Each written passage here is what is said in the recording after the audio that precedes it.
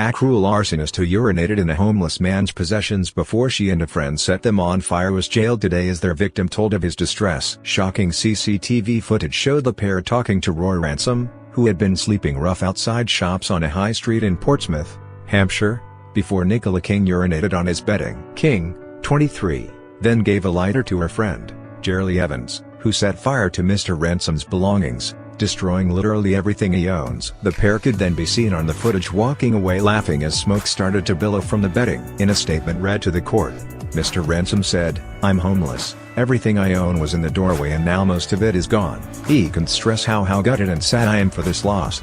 I have literally lost everything I own. I have no bedding, blankets, all of it has been destroyed." Jailing King for 4 months, District Judge Anthony Calloway branded her cruel for her part in the arson.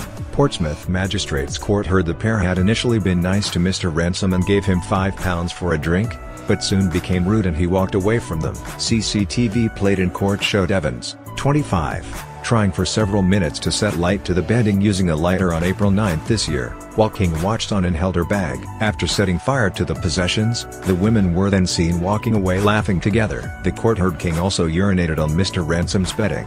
Evans and King admitted arson. Evans was also jailed for 4 months at an earlier hearing. The court heard King has a low IQ of 55, falling close to the level where she would not be fit to plead. Lian Webster-Martin, defending, said her client was isolated and vulnerable herself. Addressing King, who wept in the dock, Judge Mr Callaway said, "You and the co-defendant both approached Mr Ransom. It was you who abused him, it was you who urinated on his property, it was you who put items of his in a bin, on not 1 but 2 occasions. As far as the arson is concerned, it's perfectly obvious to me that both of you, have perpetrated that cruel act on a vulnerable, isolated gentleman."